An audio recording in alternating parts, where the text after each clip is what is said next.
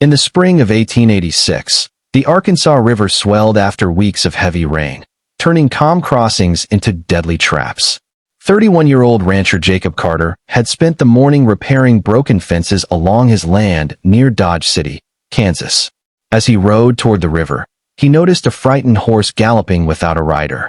Moments later, a desperate cry echoed across the rushing water. Without hesitation, Jacob urged his horse forward and saw a young Apache woman struggling against the violent current. Her hands clawed at floating branches while the river dragged her downstream.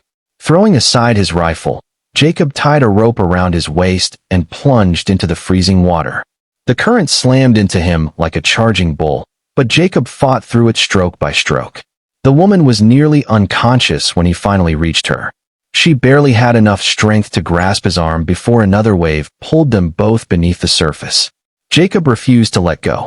Using the rope secured to a sturdy cottonwood tree, he slowly pulled them toward the muddy bank. Exhausted and soaked, they collapsed together on the shore. After several minutes, the woman finally opened her eyes.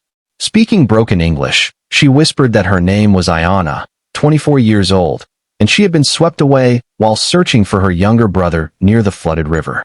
Jacob brought Ayanna back to his ranch house despite knowing many neighbors disliked the Apache.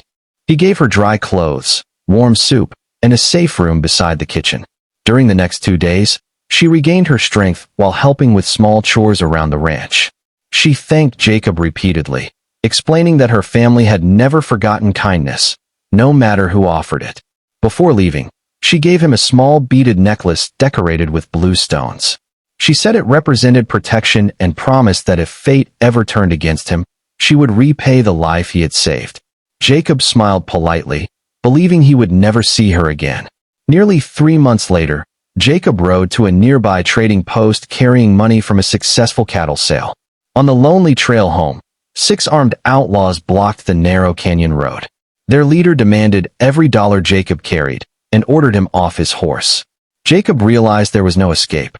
He slowly reached for the money pouch while watching the bandits surround him. Just as one outlaw raised his rifle, an arrow struck the weapon from his hands. More arrows flew from the rocky cliffs above, forcing the surprised criminals into confusion. From the ridge appeared Ayanna alongside several skilled Apache riders. She had recognized Jacob while scouting the canyon and immediately understood he was trapped. The warriors surrounded the 6 bandits with remarkable speed. Rather than killing them, they disarmed every outlaw and tied them with their own ropes before turning them over to the nearest U.S. Marshal later that afternoon. Jacob stared at Ayanna in disbelief. She smiled and held up the blue beaded necklace he still wore around his neck. "You saved my life," she said quietly. "Today my family saved yours." Jacob visited the Apache camp several weeks later to express his gratitude properly. Instead of suspicion, he found welcoming smiles, shared meals, and children laughing around evening campfires. He realized that fear and rumors had kept good people apart for too long. Over the following months, Jacob and Ayanna organized peaceful trading between local ranchers and the Apache families.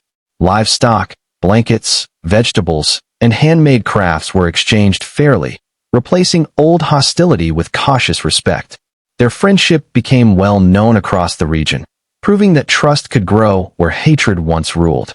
Years later, travelers passing through western Kansas often heard the remarkable story of the cowboy who risked his own life to rescue a drowning stranger, only to have that stranger return when he needed help the most. Jacob always told listeners the same lesson. Courage was never measured by a person's background or tribe, but by the choices made when another life depended on them. The blue beaded necklace remained around his neck for the rest of his life, reminding everyone who saw it that one act of compassion had defeated fear, saved 2 lives, and changed countless others forever.